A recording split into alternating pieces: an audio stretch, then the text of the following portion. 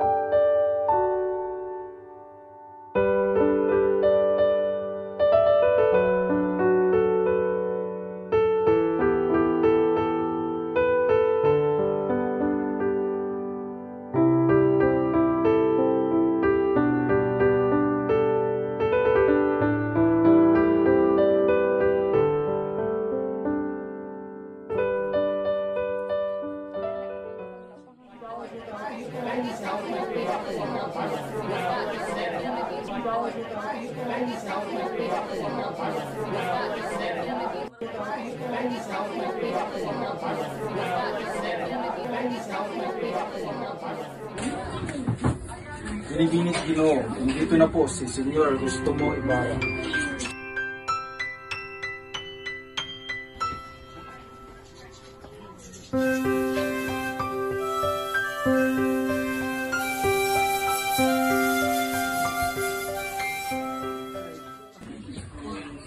Maligayang pagdating sa ating bahay, Ibarra.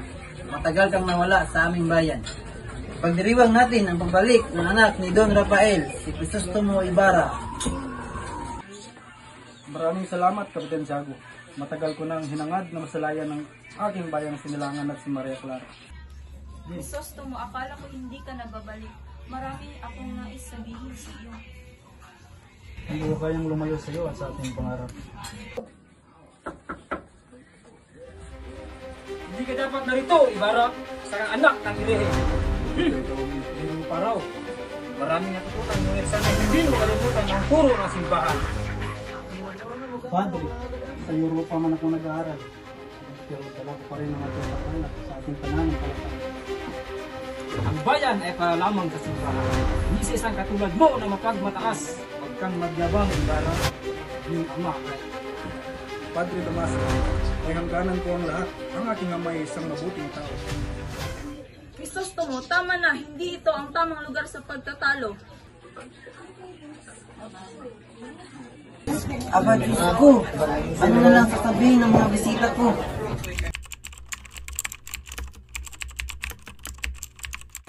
Nais kong magkaroon ng paralan dito sa ating bayan. Dito matututo ang mga bata bilang sa relihiyon, kundi sa karunungan at bangal. tama ka, Ibarra. Ang karunungan, ang tunay na pag-asa ng ating bayan.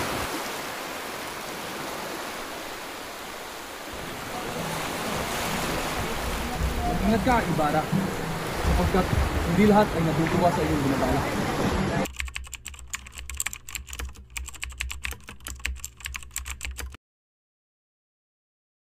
Kapitan Diago, totoo bang hindi ikaw ang aking tunay na ama?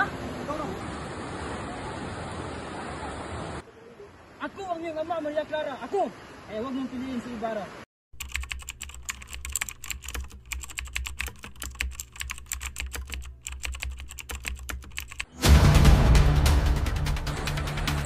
Tumakas ka na, Ibarra!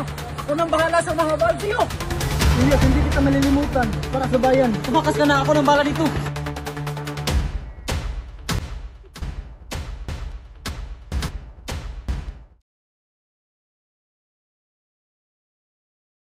Sa kabilang buhay na lang tayo magkita, Ibarra.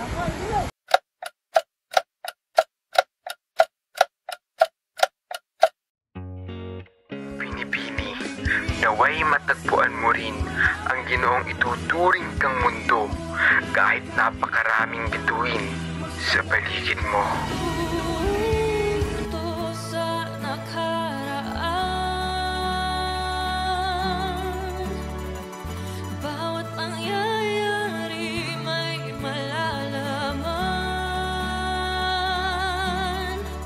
Mga aral na dadalhin ko hanggang bukas ng buhay ko.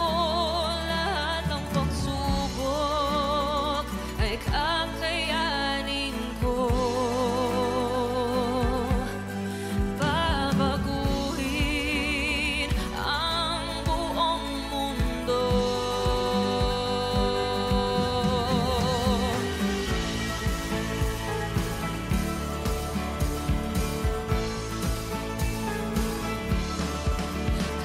Kayang baguhin ang nakalipas.